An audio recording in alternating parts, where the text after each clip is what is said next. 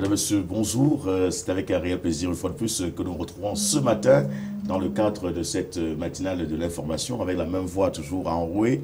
Au sommaire de l'actualité ce matin, la Conaroute avec cette option prise par les pouvoirs publics camerounais pour essayer de moderniser le réseau routier. Nous parlerons de la Coupe d'Afrique des Nations de football féminin au Cameroun, avec l'urgence d'une accélération des travaux et des différentes commissions mises en place pour le succès de cet événement qui aura probablement lieu d'ici novembre 2016.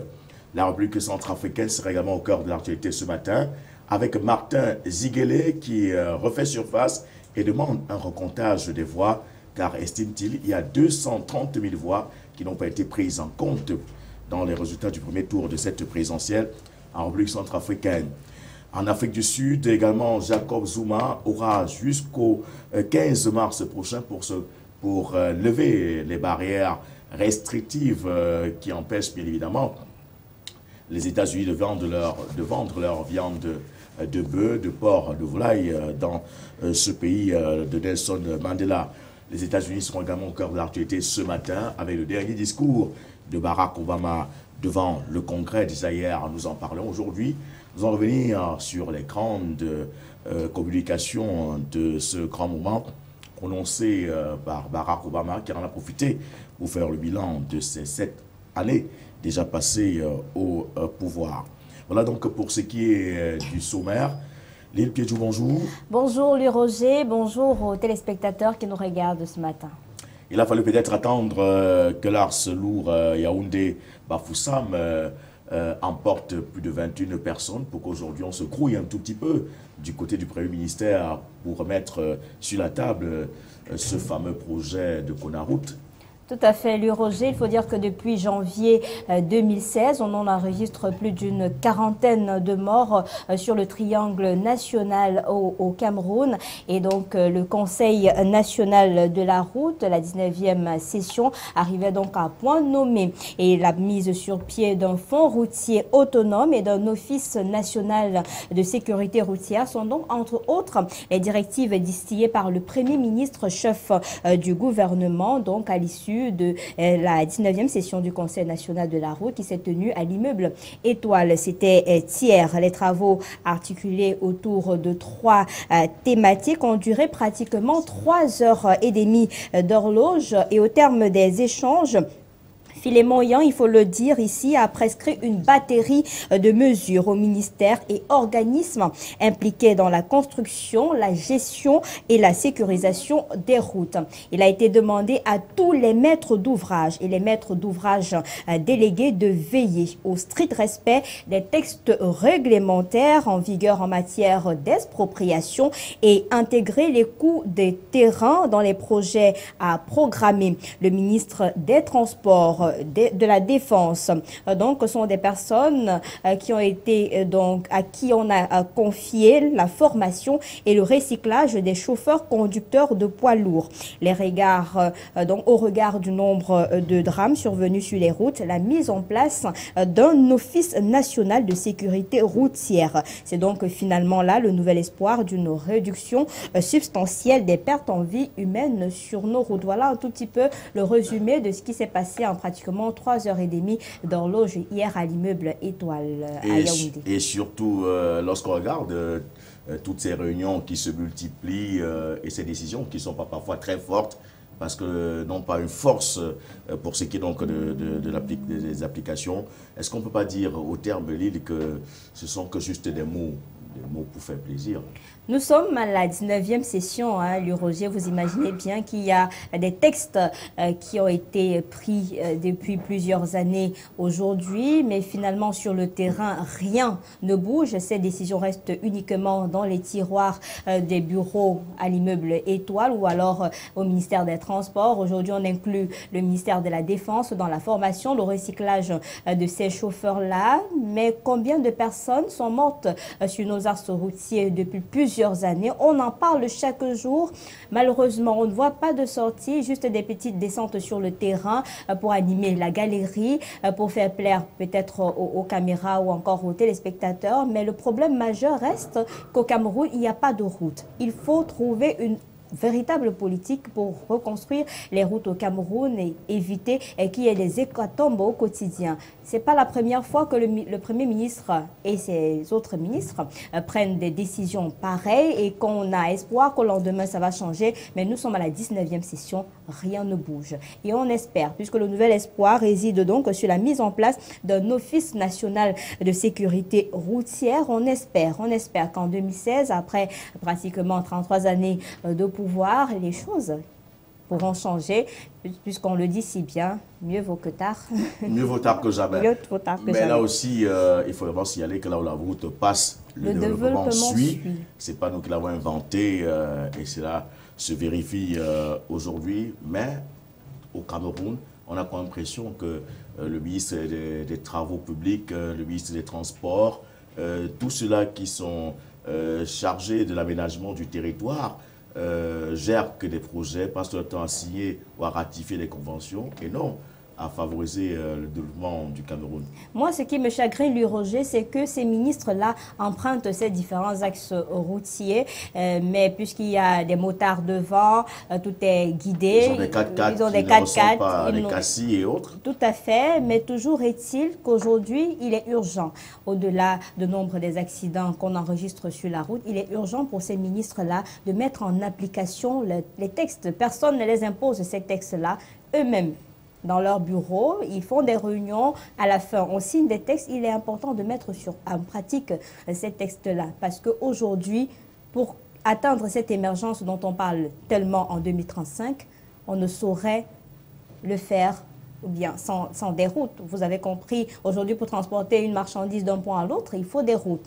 Aujourd'hui, pour les échanges économique, il faut des routes. Aujourd'hui, pour faire n'importe quoi, il faut des routes. Et tant que les routes ne sont pas dans un état appréciable, difficile de circuler. Et aujourd'hui, on parle de la formation et du recyclage des chauffeurs. Il faudrait également qu'il y ait des contrôles dans les agences de voyage.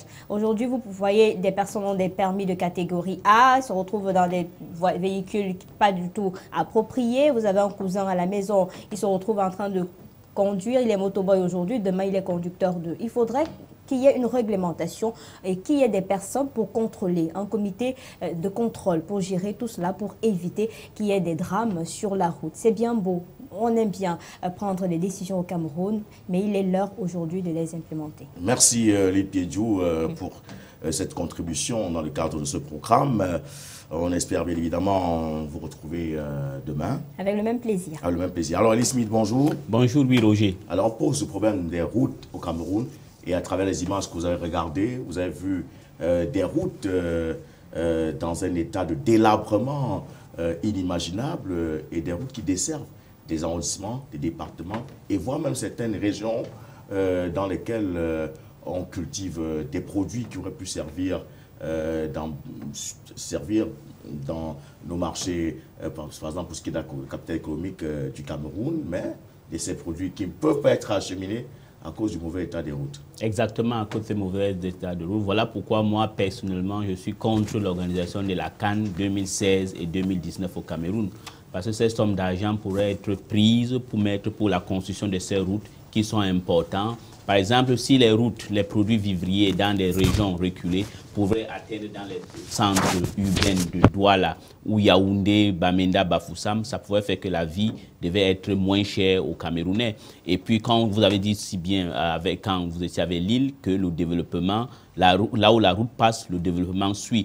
En dehors de l'aspect du développement, il y a même un problème d'intégration nationale.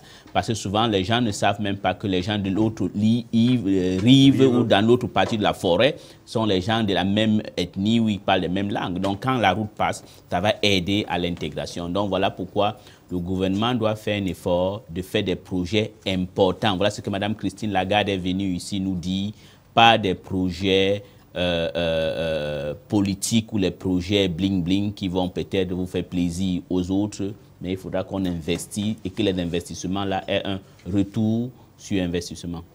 Parlons à présent de la Coupe d'Afrique des Nations de football, Elie Smith, pour relever, ceci pour le déplorer, que jusqu'à présent, on a comme impression que le Cameroun ne pourra pas organiser à date la Coupe d'Afrique des Nations de football féminin qui va se dérouler d'ici le mois de novembre 2016.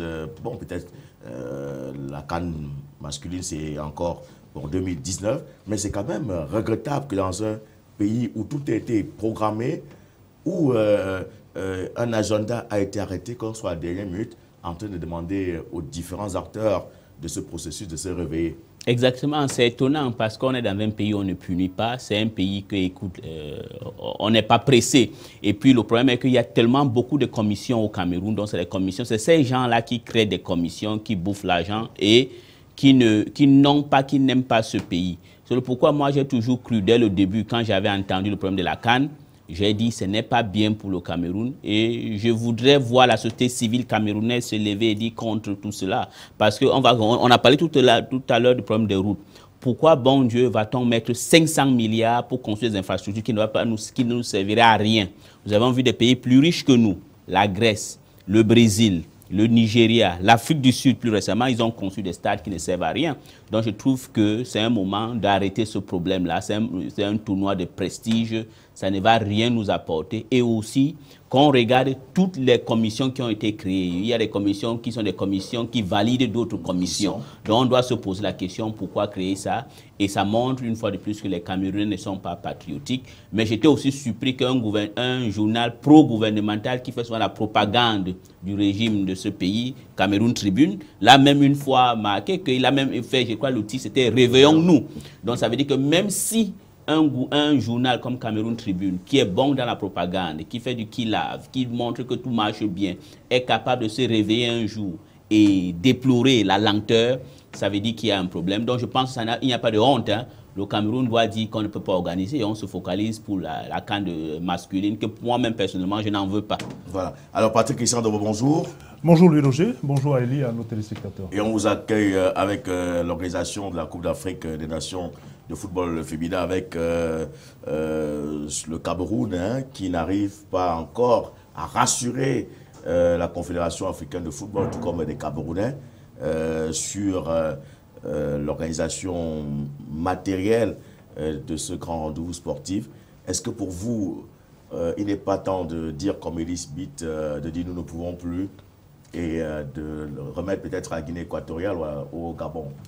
Écoutez, ce serait peut-être une voie de la sagesse au regard du regard inquiétant que nous avons sur l'état des structures qui devraient accueillir cette Coupe d'Afrique des Nations et même de la mobilisation générale. On n'a véritablement pas l'impression que nous sommes à quelques mois de cette réalisation. Il faut surtout se rappeler que la première échéance avait déjà été reportée par la Confédération africaine de football. À la demande du Cameroun. Voilà, et à la demande du Cameroun, il faut le dire. Donc un délai supplémentaire qui semble n'avoir pas fait bouger véritablement les lignes. C'est vrai, on a eu quelques descentes ministérielles, quelques chefs de région qui sont allés au bordure des stades, notamment à Limbé, à Douala, on a changé de site, on est allé à Djapoma maintenant, Banga Bakoko, en fait. On a beaucoup plus eu de gesticulation et on se demande véritablement, et que même les sites qui avaient initialement été annoncés dans le projet ne sont plus ceux-là qui seront retenus. On veut se réduire à la plus simple expression, mais même dans cette plus simple expression, on a véritablement l'impression que les choses n'avancent pas. Quand il s'agit des médias privés, quand il s'agit de la société civile ou de l'opposition qui tient un langage inquiétant comme celui-là, on est souvent trop taxé de dire qu'on joue un peu dans le pessimisme. Mais je vais vous rassurer qu'il y a 2 jours, c'est le quotidien gouvernemental en personne, Cameroun Tribune, qui a titré à la une de cette édition de lundi, hein, il faut que les choses, réveillons-nous, que les choses bougent. Ça veut dire que la situation est suffisamment critique pour attirer même l'attention du quotidien gouvernemental, qu'on sait souvent très poli, n'est-ce pas, dans les prises de position vis-à-vis de l'action gouvernementale. Chapelle oblige. Donc dans ces circonstances-là, on ne peut pas être heureux de voir que la machine ou bien le train va à un rythme très lent, alors que l'échéance se rapproche après un premier report demandé pourtant par les autorités camerounaises. Alors, cette organisation de la Coupe d'Afrique des Nations féminines et dans la foulée de la Coupe d'Afrique des Nations masculines, est-ce qu'elle avait seulement un intérêt, on va dire, prestigieux? Est-ce qu'elle avait seulement un intérêt de souveraineté et de plaisance?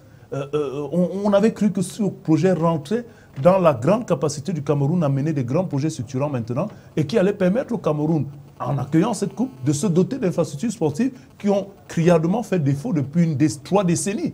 Et plus même, les derniers qui remontent avec un peu plus de succès, c'est le stade Amadou Ahidjo et de la réunification ici à Douala. C'est vrai, on a eu le palais de sport à Yaoundé, mais après un accouchement très difficile. Donc, on avait eu un programme de réalisation de ces infrastructures sportives il y a 5-6 ans.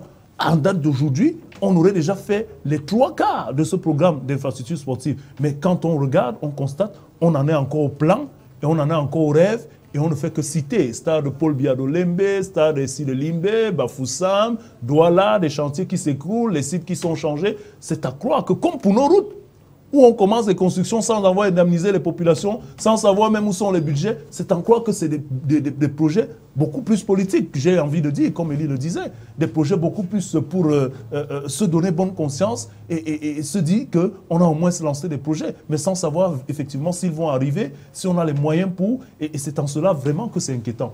Alors, Elie Smith, une Coupe d'Afrique des Nations n'est pas un rendez-vous qu'on prépare à l'emporte-pièce et même à l'emporte-caisse. Il faut quand même la modernisation des transports, il faut des télécommunications, il faut quand même un réseau Internet assez fluide pour permettre les communications. Il faudrait des hôtels qui vont assurer l'hébergement, la restauration de toutes ces équipes qui viendront, avec toutes les délégations qui viendront. Il faut également la prise en charge sanitaire.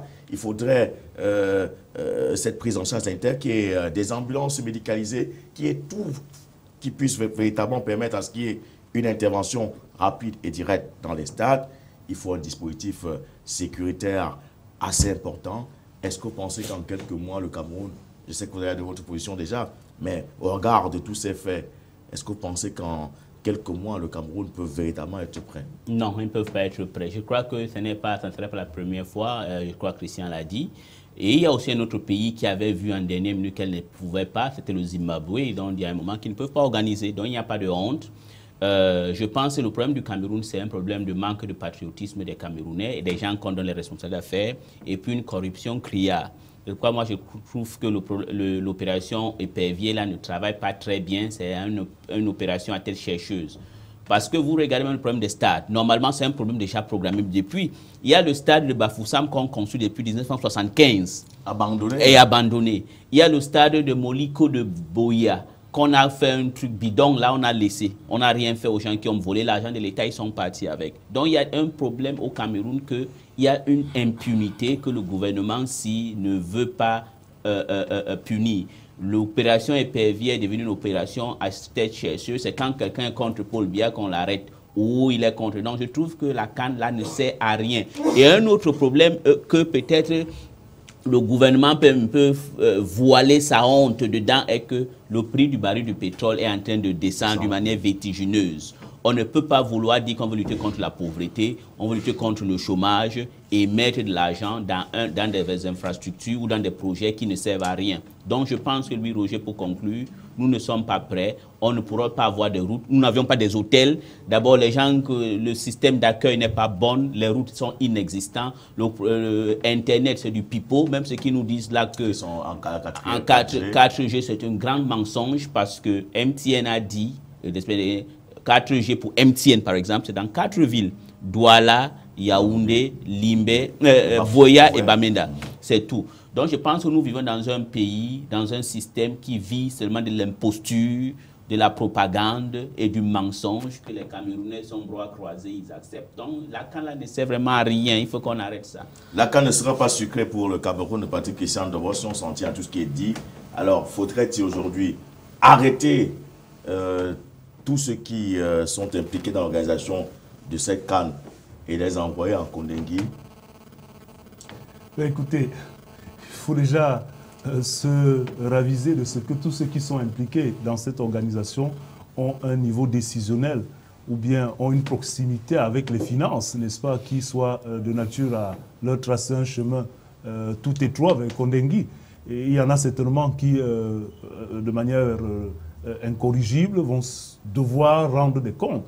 Et puis ce ne serait pas une première, pour éviter d'avoir toujours cette impression que les opérations de lutte contre la corruption sont souvent à tête chercheuse. Il faut bien commencer à faire des choses avec une certaine objectivité, une certaine clarté qui permettent quand même de faire table rase sur ces, on va dire, ces critiques récurrentes quant à l'orientation, n'est-ce pas, des interpellations et de l'intérêt sur certains cas de corruption, alors que d'autres avérés sont là présents en toute liberté, continuent de narguer les compatriotes avec l'opulence qui découle finalement de ces deniers publics qui sont si mal gérés et qui sont finalement détournés.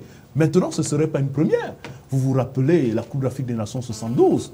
Nous étions encore certainement dans l'idée de conception pour nos parents, mais le président Ahidjo, on peut bien se rappeler de cette information qui circulait, avait quand même sonné la cloche et sifflé la fin de la récréation. Tous ceux qui étaient, d'une manière ou d'une autre, impliqués dans quelques couacs, n'est-ce pas, de cette organisation de la Coupe d'Afrique des Nations en 1972, avaient rendu gorge. Et cette, on va dire, cette fermeté du président Ahidjo, on peut la revendiquer aujourd'hui au président Paul Biya. Il a peut-être son style, il a peut-être sa manière, mais nous sommes arrivés à un niveau de pourriture où il n'est plus question de porter les gants. Les coups, il faut les donner à ceux qui le méritent surtout. Malheureusement, ceux qui le méritent souvent ont la capacité et la subtilité de se cacher, de se finalement fondre dans le tas. Et ceux qui sont parfois... pas tout à fait, on ne va pas dire qu'ils sont totalement innocents, mais qui n'ont pas le même degré de responsabilité, se retrouvent en train de payer les pots cassés. Donc, je suis d'accord avec vous, il faut frapper du poing sur la table, il faut que les gens assument leurs responsabilités, il faut que ce pays, finalement, trouve en ses fils une espèce de volonté, cet amour patriotique qui fasse en sorte que, quand vous êtes engagé dans un projet, vous y allez pour d'abord réaliser le projet. Et ensuite, les récompenses éventuelles viendront. Elles arrivent toujours dans tous les cas, hein, même si cela prend du temps.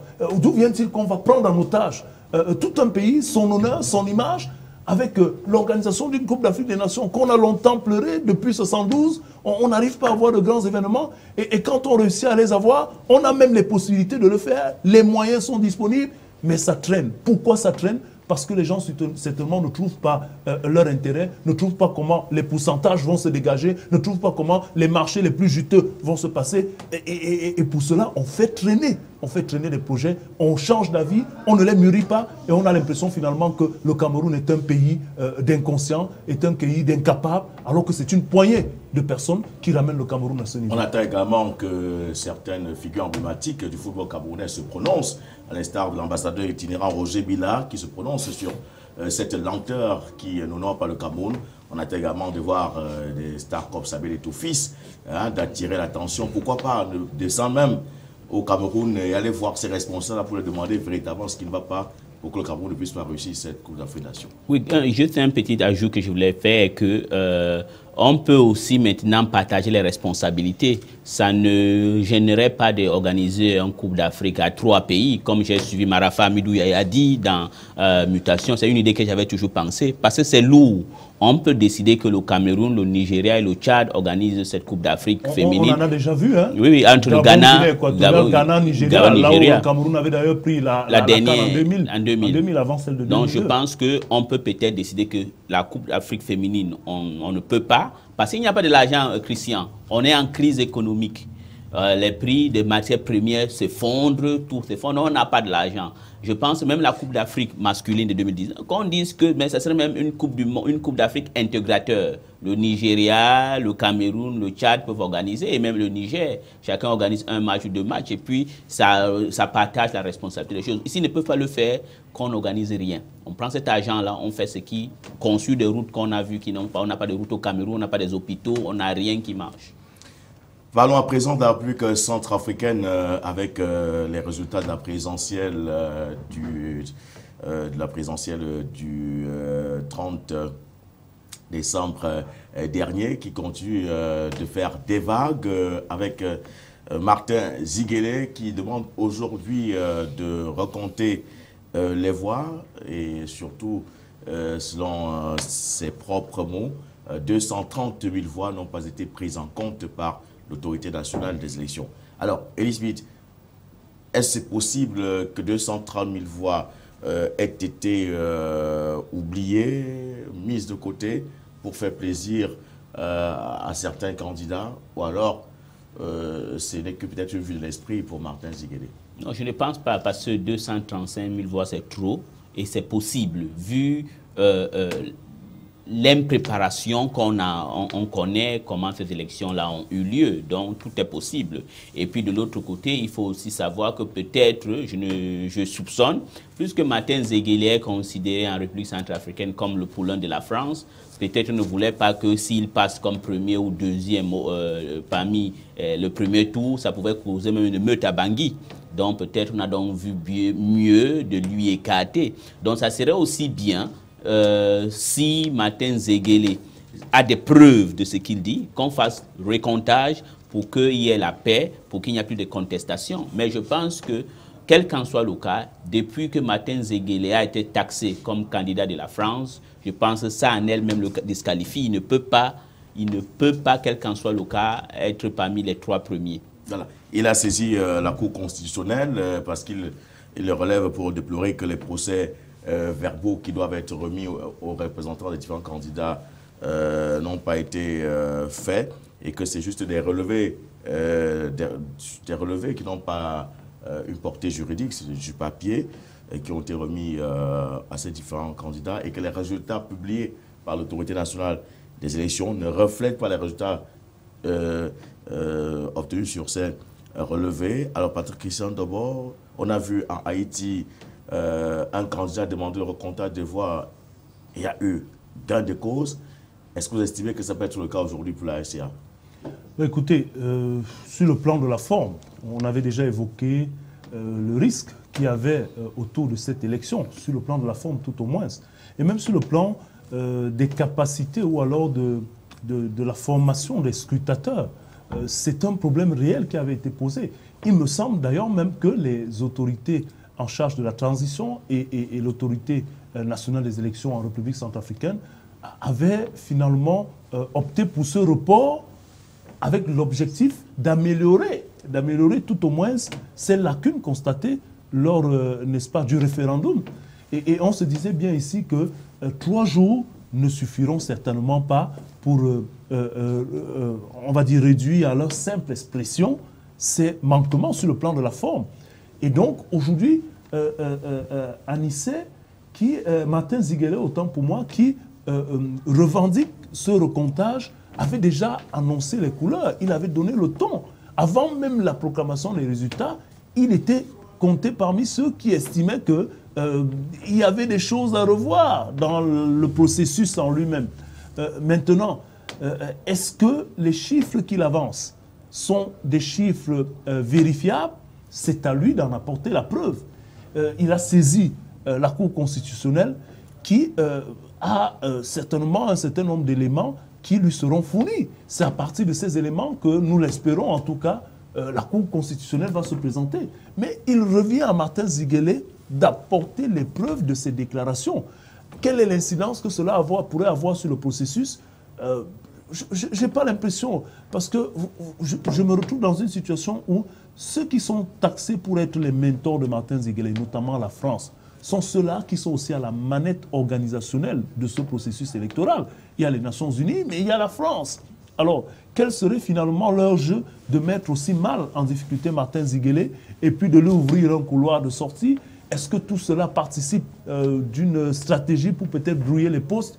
Je n'ai pas envie de rentrer dans cette analyse qui va rester peut-être subjective, mais je dis que c'est à Martin Zéguélé d'apporter des éléments et des preuves de ce qu'il avance, même si nous devons reconnaître que depuis le départ, nous avions des inquiétudes sur la forme tout au moins de ce processus. Mais notons aussi que les premiers résultats de ces élections, Martin Zéguélé était 3e, hein, avec après 72% de dépouillement, et que c'est la dernière nouvelle qu'il est passé 4e. Donc, on peut, au regard des événements qui sont déroulés, pour ce qui est bien évidemment des résultats, qu'il peut avoir gain de cause. Maintenant, reste à Roger, on posera juste une question. Alors, est-ce que si après ces 72% de sa position de 3e, il était passé 2e, est-ce qu'il aurait fait les mêmes revendications? Parce qu'il a juste déculé. Bien sûr, c'est parce que c'est quand on est un peu déçu que l'on se revendique. Alors, Elie Smith, pendant qu'on parle de la RCA, l'ONU a également décidé de revoir un peu le nombre de ces casques bleus en République centrafricaine et surtout de détacher le contingent de la République démocratique du Congo soupçonné de viol, de jouisseurs, c'est des jouisseurs. Les 925 casques bleus ont été donc retirés de la MINUSCA. Est-ce une solution pour cette situation de viol et d'abus sexuels sur mineurs en RCA? Oui, mais la première chose, c'est bon Dieu, pourquoi d'abord l'ONU avait accepté les contingents de la République démocratique du Congo. Voilà un pays que, là-bas, le viol, c'est une arme qu'ils ont toujours utilisée, que ce sont des militaires qu'on connaît qui sont indisciplinés.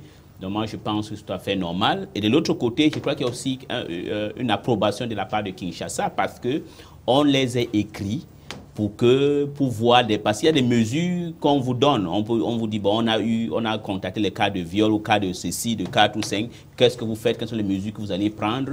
Et puis l'État doit répondre que nous allions faire ceci, nous allons faire cela. On a eu les lettres au Cameroun et les mesures ont été prises et dans d'autres pays. Mais le problème de la République démocratique du Congo, c'est un problème simple. C'est que c'est un pays qui ne respecte pas les droits de l'homme, que ces militaires sont des militaires connus d'être indisciplinés. Donc je ne suis pas vraiment surpris de cette approche qui a été prise. Voilà. Et on va poursuivre avec cette matinale de l'information avant de recevoir Catherine Moukouri, parler de l'Afrique du Sud, qui a jusqu'au 15 mars prochain pour lever toutes les barrières sur les produits, bien évidemment, américains. On parle de la viande de porc, de poulet et autres. Alors, est-ce que l'Afrique du Sud va-t-elle respecter cette date butoir imposée par Barack Obama? Je pense qu'elles vont respecter parce que l'Afrique du Sud va beaucoup perdre. L'industrie agricole, agro-agricole sud-africaine va perdre parce que elle exporte. Le marché des États-Unis, c'est un grand marché pour eux. Il faut savoir que la Goan en elle-même, c'est un système qui profite en Afrique à 2 pays principaux. Là, je crois que c'est le Nigeria et l'Afrique du Sud parce qu'eux, ils ont une industrie déjà bien développée. Ils sont adaptés aux normes que veulent les États-Unis. Donc, je pense que les Sud-Africains de l'autre côté avaient un peu raison parce qu'ils ont donné quelques raisons pour justifier pourquoi ils émettaient cette barrière. Mais de l'autre côté, l'essentiel est que le gouvernement sud-africain n'a pas besoin d'avoir encore une autre crise économique maintenant parce que la Chine, qui est le principal partenaire commercial, a un problème de ralentissement économique. Les exportations minerais en Chine est en baisse. Maintenant, les États-Unis qui a le vent en poupe. Oui, si les États-Unis aujourd'hui essayent de faire le blocus, ça serait grave pour le gouvernement Zuma, quand on sait que Zuma, c'est l'un des pires présidents que l'Afrique du Sud a eu depuis la fin de l'apartheid. Il y a la crise, il y a le taux de chômage qui est élevé, donc ça serait un peu difficile pour elle. Je crois que l'Afrique du Sud a intérêt à baisser cette barrière économique contre les États-Unis. Et l'Afrique du Sud, qui est toujours au cœur de l'actualité, Ellie Smith, avec 3,5 millions d'euros volés au ministère de l'Intérieur par un responsable de la sécurité, voilà, et par un agent de sécurité. Oui, vous savez, le problème c'est quoi? C'est l'africanisation de l'ANC. L'ANC veut agir comme d'autres pays au nord de Limpopo, comme le Cameroun, le Nigeria. Cet esprit du vol, de irresponsabilité que les membres de l'ANC Zuma ont apporté est en train de ternir l'image de l'Afrique du Sud. C'est pourquoi il faudra que le mandat de Zuma s'arrête vite. Mais heureusement, au sein de l'ANC, il y a une certaine contrepoids qui existe, que l'Afrique du Sud ne deviendra pas un second Cameroun, Nigeria ou Zimbabwe. Mais c'est quand même grave ce que Zuma a fait pour l'Afrique du Sud. C'est grave ce que Zuma a fait pour l'ANC. Le pire, c'est quand il a décidé un bon jour, comme un dictateur africain, de décider d'enlever un ministre des Finances parce qu'il ne marche pas selon ses caprices. Et vous avez vu ce que ça a donné. Donc je pense que ça ne m'étonne pas. C'est un monsieur corrompu, immoral, qui ne mérite pas d'être à la tête de l'Afrique du Sud, mais comme la démocratie est ce qu'elle est, on a voté un monsieur populiste et voilà ce que ça donne aujourd'hui. Catherine Moukouri, bonjour. Bonjour Louis Roger, bonjour à tous nos téléspectateurs. Et la revue de presse cybernétique, c'est tout de suite. Tout de suite avec Centrafrique Libre qui titre Faustin Archange Touadéra examiné au rayon laser. La différence, la rigueur, l'intégrité, c'est Faustin Archange Touadéra, dit-on sur le site d'information centrafricain.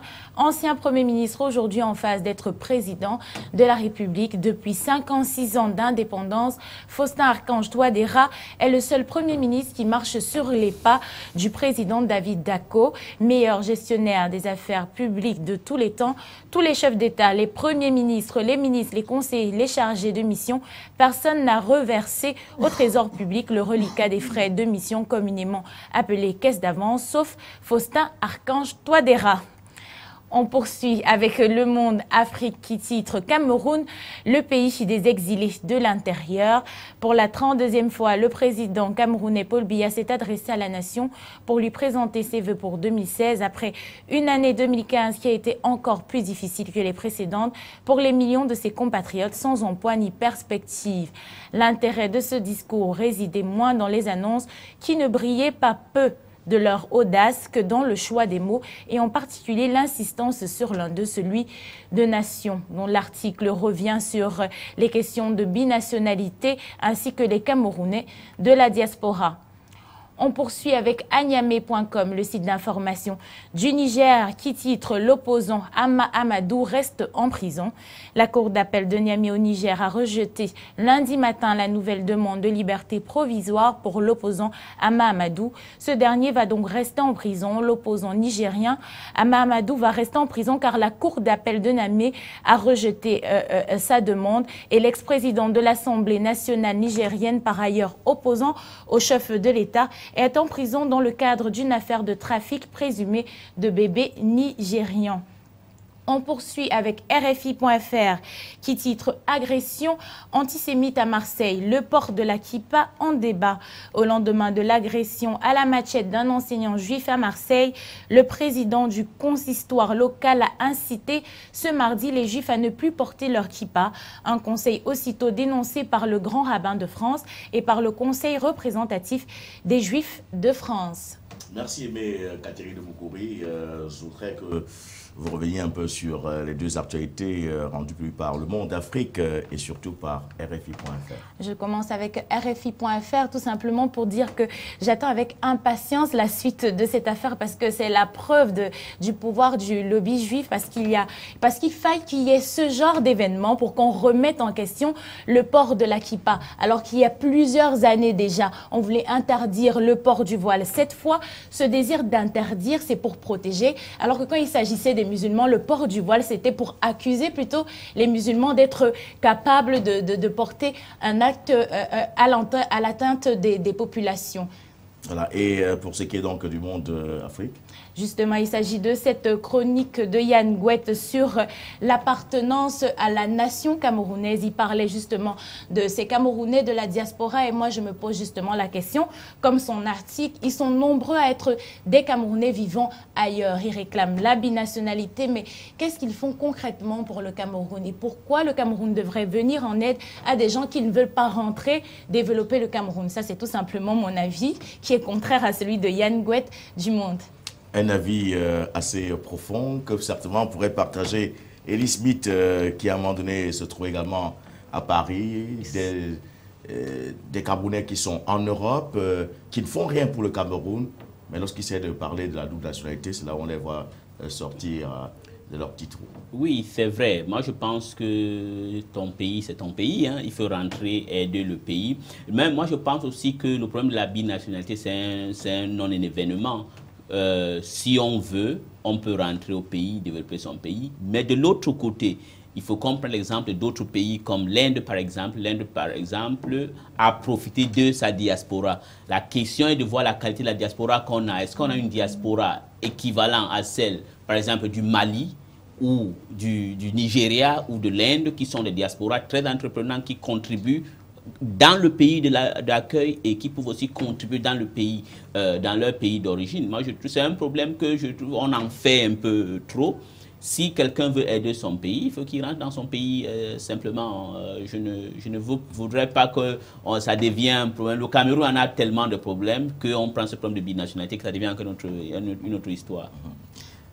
Oui. Justement, en parlant, je vous parlais du Mali tout à l'heure. Le Mali a un fonds pour aider les Maliens qui vivent à l'étranger parce qu'eux, ils contribuent à l'économie. Donc, les Camerounais qui vivent à l'étranger ne peuvent pas réclamer ce genre de fonds-là parce que ce n'est pas le même apport qu'ils ont que les étrangers, les Maliens vivant à l'étranger ont pour l'État malien.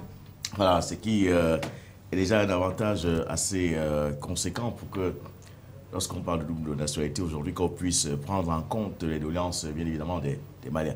On va poursuivre avec cette matinale de l'information et Elie Smith revenant bien évidemment sur l'Afrique du Sud pour laquelle nous parlions tout à l'heure de la Goa et 15 jours, non jusqu'au 15 mars pour se décider. L'Afrique du Sud qui parle également de revoir un peu sa réforme, de réformer son agriculture. Et voilà encore un projet que Jacob Zuma voudra embrasser, la réforme agraire, comme a fait Mugabe au Zimbabwe. Est-ce que c'est pas encore chercher à fragiliser l'économie sud-africaine et qui souffre déjà de ces multiples décisions infructueuses? Vous savez, le problème de la réforme agraire, en théorie, ça paraît bien. Quand tu comprends, si je viens dire, monsieur Louis Roger, si tu as un peu de l'eau, donne-moi un peu, je veux boire. C'est normal que vous êtes généreux. La réalité, c'est que ça serait catastrophique pour l'économie sud-africaine. Il ne faudra pas qu'on mette du cœur dans cela. On a vu le cas du Zimbabwe. Au Zimbabwe, Robert Mugabe, qui a fait 33 ans au pouvoir, quand il a vu qu'il était en difficulté, il est devenu subitement un nationaliste. Je sais qu'il est nationaliste. Il est devenu panafricaniste. Il a commencé à aimer les Zimbabwéens. Il a chassé les Zimbabwéens blancs qui avaient la technologie, le savoir-faire, que ceux qu'on a redistribué les terres ne savaient pas. Et le pire, c'est qu'il n'a même pas donné aux gens qui habitaient dans ces champs. C'est toujours les gens du ZANU-PF, le parti au pouvoir, sa femme Grace Mugabe qui a pris des grands étendards du terrain. Et aujourd'hui, vous voyez ce qui va se passer. En Afrique du Sud, ça ne se passerait pas comme ça parce que d'abord, ils ont une société civile qui existe, qui est solide. Ils ont une opposition solide, ils ont une bonne presse. Mais je pense qu'on a vu ailleurs. Il y a le cas du Pérou en 68, quand le général Velasco est arrivé au pouvoir. Il a commencé à vouloir faire la réforme agraire, la nationalisation. Le résultat, c'était l'effondrement de l'économie péruvienne. On a le cas du Venezuela. Hugo Chavez est venu au pouvoir, réforme agraire. Voilà le Venezuela aujourd'hui, c'est au chaos. On revient au Zimbabwe, c'est le cas qu'on regarde aujourd'hui. Je pense que la réforme agraire doit être étape par étape. C'est ce qu'on appelle en Afrique du Sud, willing buyers, willing sellers. Les gens qui sont prêts à acheter et les gens qui sont prêts à vendre. Moi, je crois que ce n'est pas quelque chose de bien. Il a une pression de sa gauche et il faut qu'il résiste à cette pression de l'extrême gauche sud-africaine.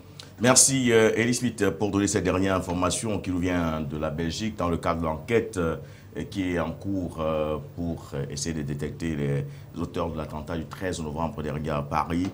La police belge vient donc de repérer et d'identifier les logements utilisés bien évidemment par les kamikazes. C'est l'information qui vient d'être rendue publique, tout comme le gouvernement de Paul Kaba-Thieba au Burkina Faso qui vient de tomber. D'ici ce soir, dans le cadre de la soirée d'information, on aura certainement la liste des ministres, savoir combien de ministres font partie de ce gouvernement, surtout le nombre de femmes, comme ce fut le cas hier du côté de la Côte d'Ivoire. Retrouvons-nous ce soir lorsqu'il sera 20h15 pour la soirée d'information.